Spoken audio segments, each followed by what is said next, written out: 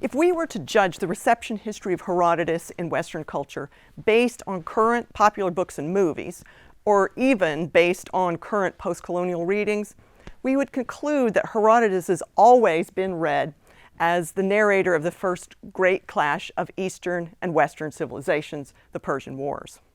We would believe that the entirety of his narrative describes the heroic fighting of those wars and the glorious victory of the democratic Greeks.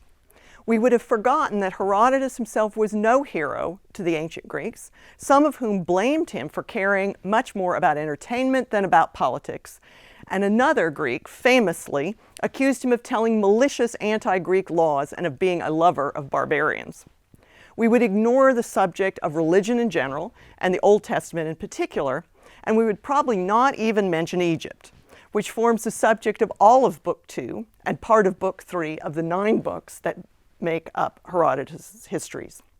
We would not think to mention chronology, or anthropology, or geography. We would conclude that a Western Orientalism, which cuts itself entirely off from the Orient, begins already here in about 430 BCE, and we would be almost completely wrong.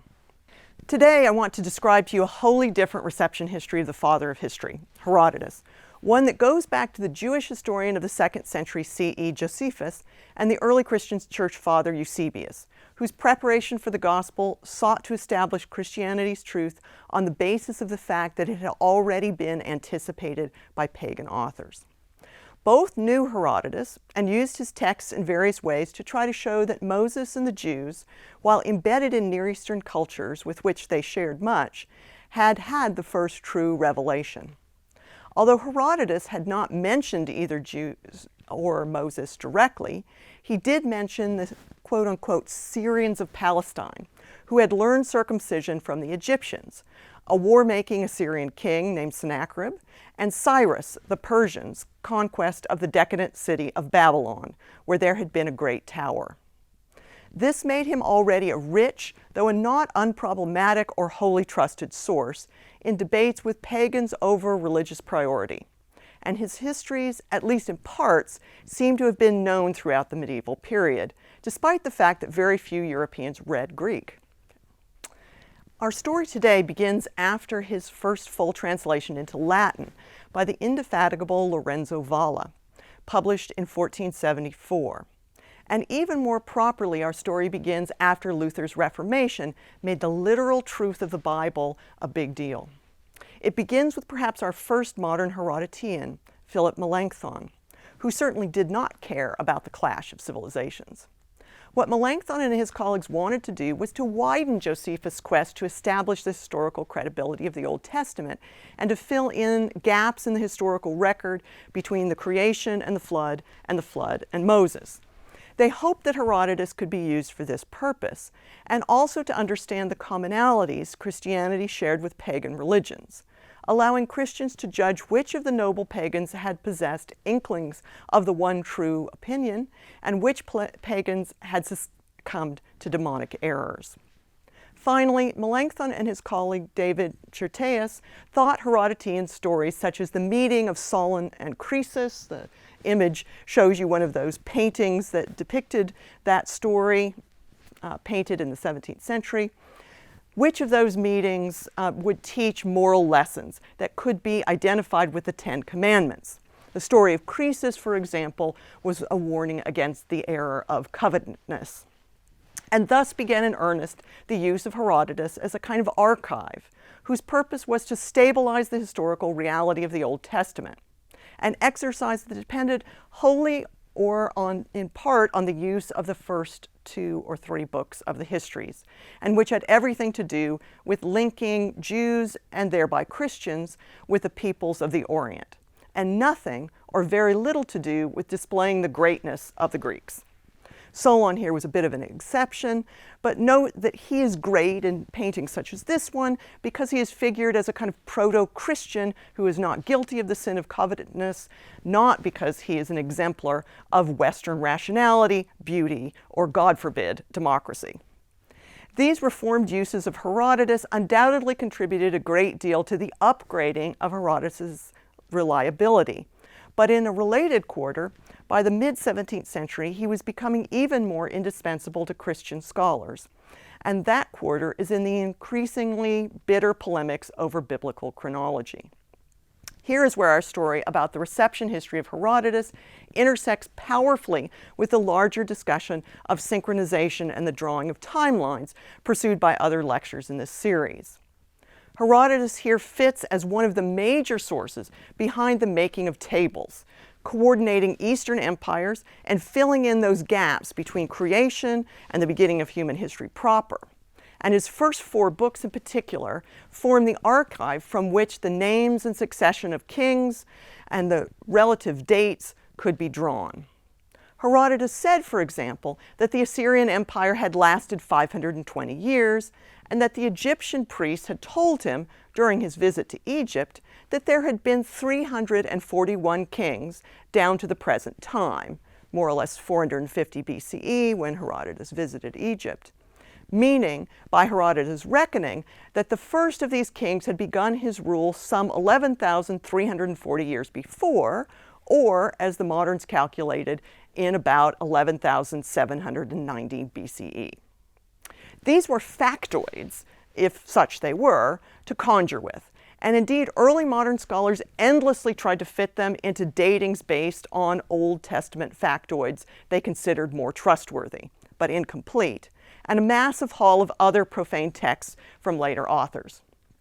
Herodotus' deep date for the first Egyptian kings, much deeper than any date suggested for Moses, and indeed deeper than Bishop Ussher's dates of 4004 BCE for the creation, was troubling because of its at least pretense to exactness, and to Herodotus' claim that the priests had shown him proof in the form of statues that their calculations were correct. But Josephus had already shown a way to shorten this chronology, which was followed in 1672 by Sir John Marchand, by identifying the first Egyptian pharaoh known in the Torah, Pharaoh's name was Shishak, with the first of Herodotus' Egyptian kings, Sesostris. Since the former was an older contemporary of Solomon's son Rehoboam, he could not have ruled before 998 BCE, comfortably later than the conventional dates for Moses of about 1300 BCE. This identification was picked up and insisted upon by Sir Isaac Newton, who spent the greater part of his last 30 years trying to synchronize astronomical data with secular and sacred calendars. In the hopes of saving the biblical narrative against the deep Egyptian dates, like those in Herodotus, Newton was especially eager to shorten the king list, especially something that he managed by arguing that the Egyptian priests, in their vanity, had lied to Herodotus about the greater antiquity of their civilization and filled up that list of kings with random names. To correct Herodotus' texts, Newton argued, one simply had to reduce the number of kings to those who actually did something of note and left some splendid monuments. By the time Newton was done with his correction of Herodotus, he had eliminated all but 30 of Herodotus' 341 kings. And 12 of those, he argued, had reigned concurrently. Newton also attacked the 520-year duration of the Assyrian kingdom, reducing this too in order to keep the Assyrians from too long predating the birth of Abraham. Purged of errors introduced by these vain pagan interlocutors, namely the Egyptian priests, Herodotus, again chiefly his books 1 and 2, had in effect become the means by which the Old Testament and pagan history could be synchronized, Moses' priority salvaged, and the historicity of the creation saved. Unlike his scientific work, however, Newton's chronological work did not receive universal validation, quite the contrary. Even before the publication of his Chronology of Ancient Kingdoms, amended in 1728, Newton's chronologies were under siege, and by the 1730s to 50s, new sources and more outspoken, impish critics of biblical chronologies had begun to proliferate. Not only was there material that had been collected in China by Jesuit missionaries, claiming extremely deep dates for Chinese antiquity, but by the 1740s and 50s, English and French travelers and forgers had begun circulating copies of supposedly millennia-old Vedas and Shastas.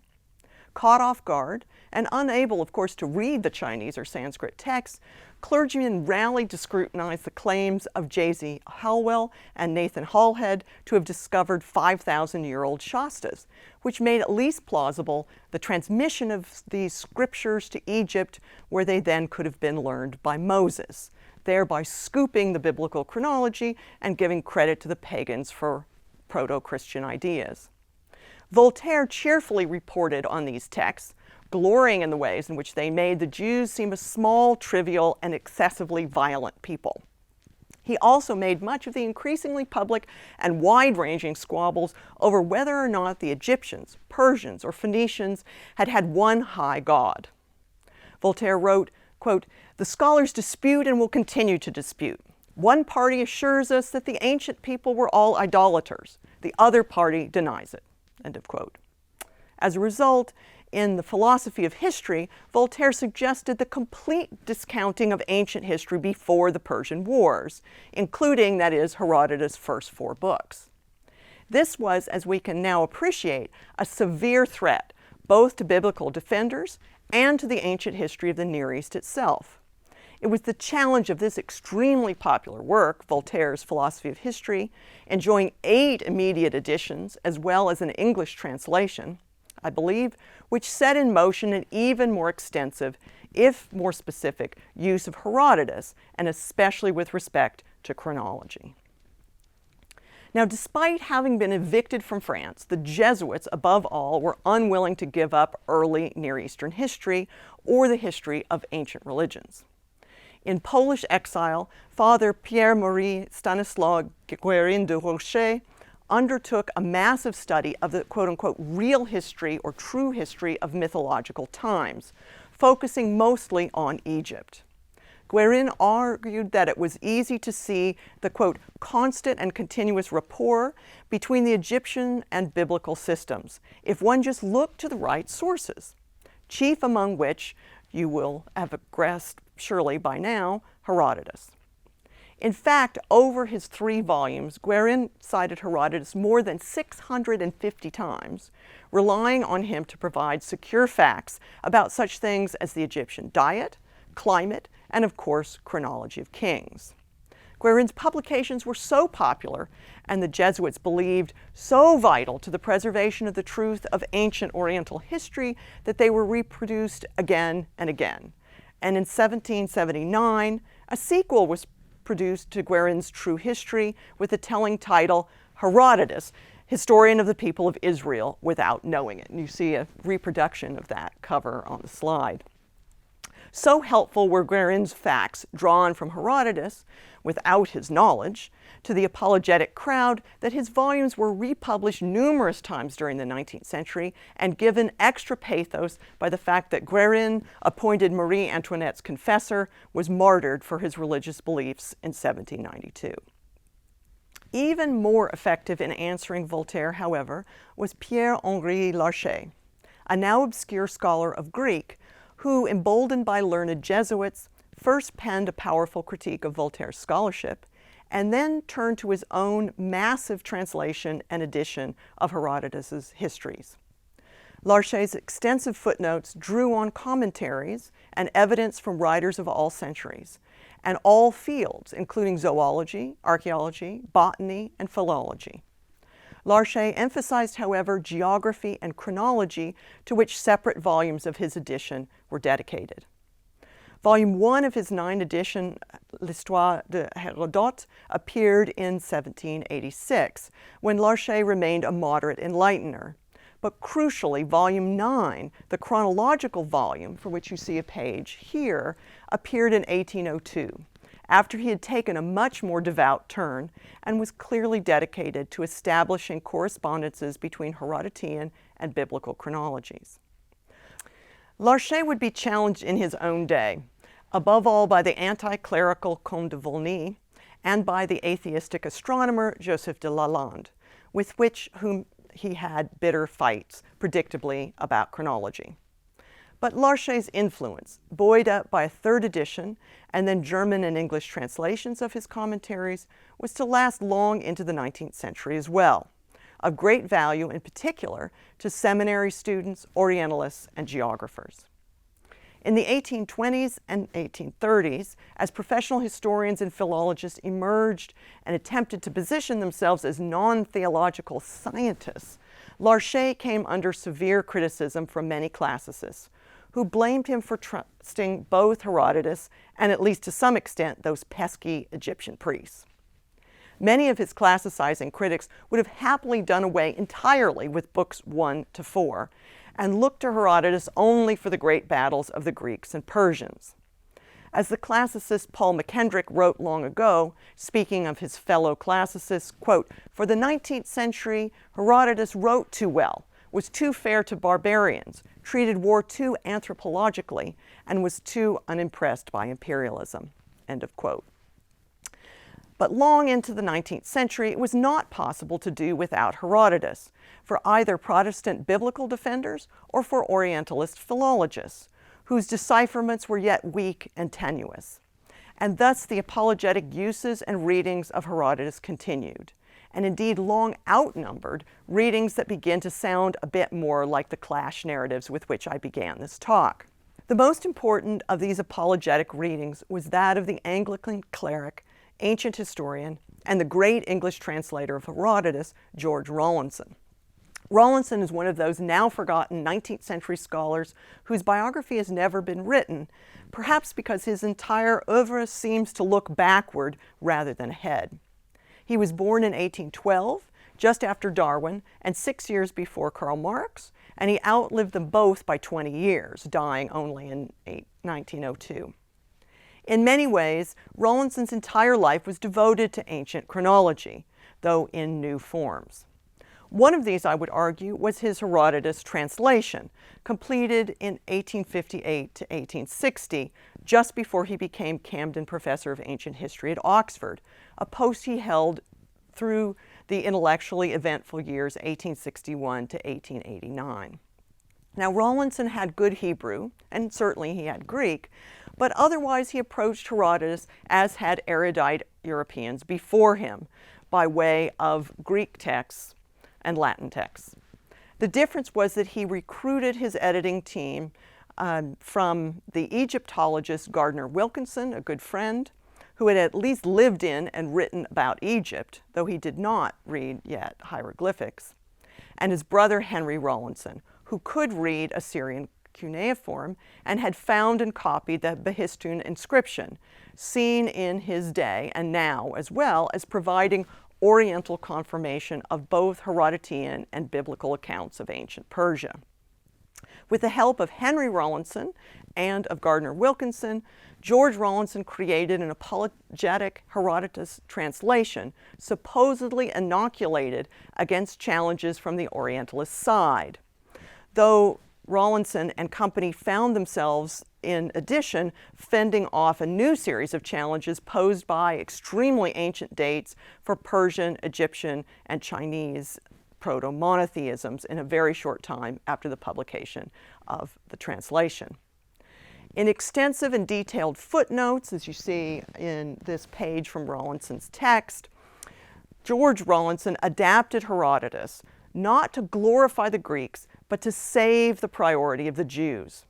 And when challenged, he could always aver, as was patently the case, that as historians and philologists constantly disagreed about the dating of early Near Eastern civilizations, one needed to fall back on authentic inscriptions, of which there were only a few, such as the Behistun inscription, and check them against the truly trustworthy authors, chief among whom were, of course, Moses and Herodotus, though the latter had, of course, been led astray by the devious and ignorant priests. George Rawlinson was one of many apologetic scholars who preserved in this way the credibility of Herodotus' first 4 books, a credibility that led to major discoveries in the later 19th century in geography, archaeology, and philology by Herodotus lovers such as Carsten Niebuhr, Heinrich Kiepert, David Livingstone, and even in the 20th century, Michael Ondaatje's fictional English patient ever kept Herodotus by his bedside. As Arnaldo Memiliano once wrote, quote, "Trust in Herodotus has been the first condition for the fruitful exploration of our remote past," end of quote. In contemplating this sentence and the achievements of the Herodoteans, we should keep in mind that just as chronology does many different types of work for many different kinds of people, including both atheists and apologists, so too did the most ancient of authors provoke, inspire, and enrage the most modern of scholars. In many ways, this is still true in the 21st century. Debates about the earliest religions are by no means over. Thinking about time, today, in the 21st century, we still can't do without Herodotus' histories, no matter how